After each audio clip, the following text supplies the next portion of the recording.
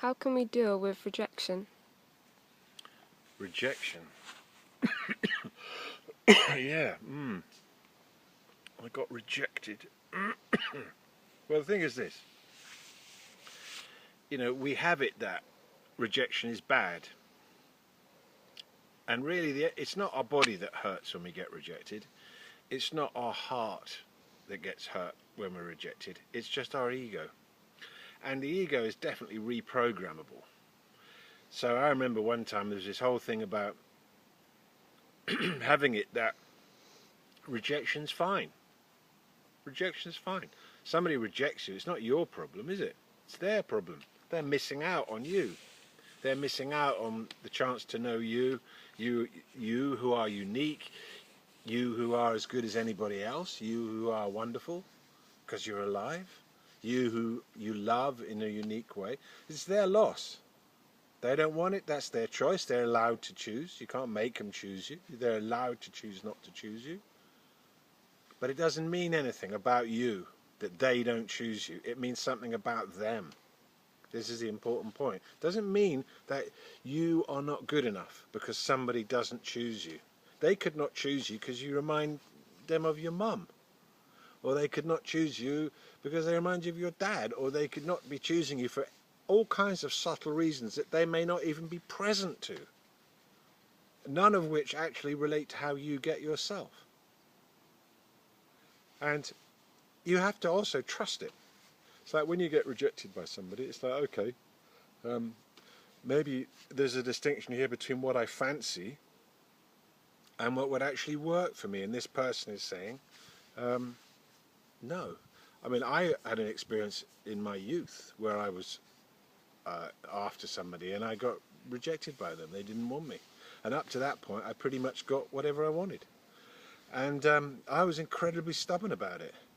And the more stubborn I got about it, the more obsessed I became by it, the more upset I was by it, until I was really suffering.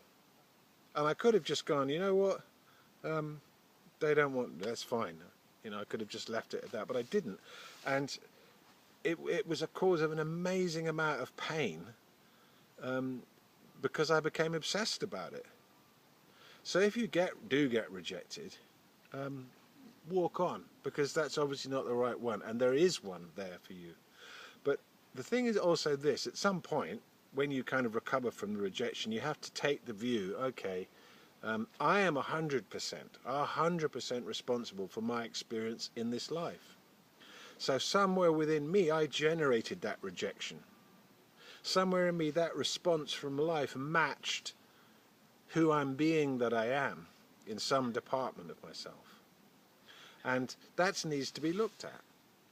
Because actually there's nothing about your body or your personality even that would of itself create rejection. You see people who are more ugly who didn't get rejected, or people whose personalities are less attractive who also didn't get rejected. So it's much more about who you're being than who you think you are or how you get yourself to be. It's not your body, it's not your personality. You're kind of setting yourself up for that. And what it does is that it proves right a negative idea you have about yourself. So you remove that negative idea once you see why you've got it there. And then you'll find that rejection doesn't happen so much. In fact, it doesn't happen at all. There's no fixed thing about a person that gets them rejected.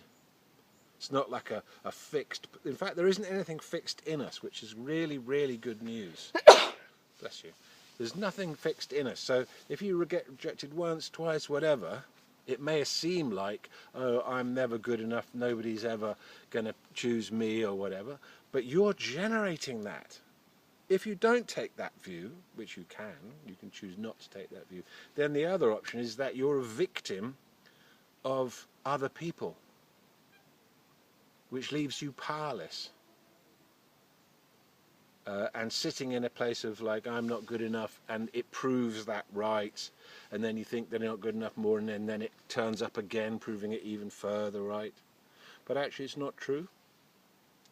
That one thing you can do is love. It's good to know that about yourself. one thing you can do is love.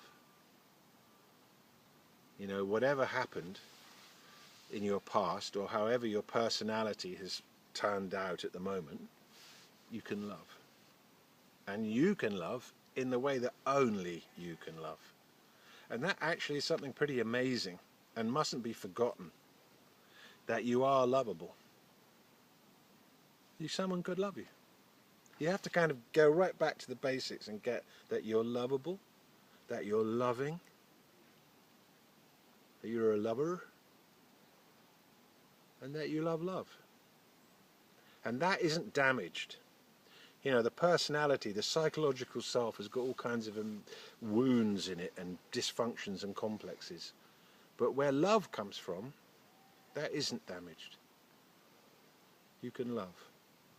And even if you get it that you're damaged or broken or battered by trauma and what's happened, still there are people out there who will love you exactly as you are.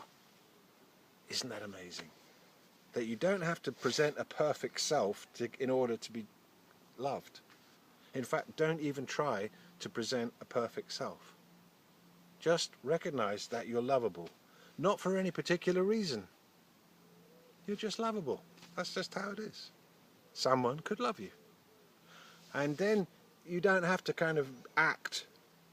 Because a lot of times people get rejected because they turn up one way on the first date and they've got their act on, and they turn up on the second date, and by the third date things are beginning to wobble, and the fourth date doesn't come. Because the person's going, you know what, I don't really, that person's a bit, something not right there. Because they're acting. When we are who we are and present vulnerabilities and just are who we are, then it's much easier for love and acceptance to happen. And so how to deal with rejection? Don't take it seriously. Don't take it personally. And then after a little while recognize that somehow who you're being, that you are, is generating that rejection, and you're doing it for a payoff. Perhaps one part of you says, I just really want to be in a relationship, but another part, which it might be hidden, actually doesn't.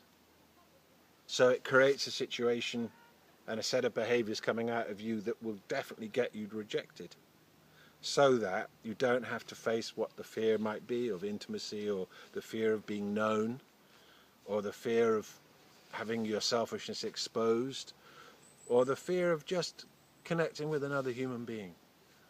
But love is amazing.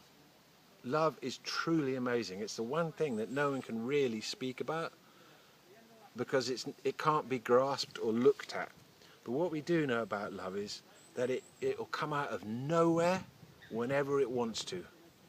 And people who have spent years thinking that they're never going to be loved get loved. And it can spark in the most extraordinary way at the most extraordinary time. But one thing that encourages love is kindness. So if people give what they want to get, it kind of encourages that to arrive. But you can't really do anything to bring love forth. Rejection doesn't always happen. If it does always happen, then you really need to look at it and undo it and recognize the mechanics of it psychologically. But there's nothing in a person that is actually the cause of rejection. There's nothing really there. So there's tremendous hope that you don't have to be a certain way. You don't have to change. You can be loved exactly as you are.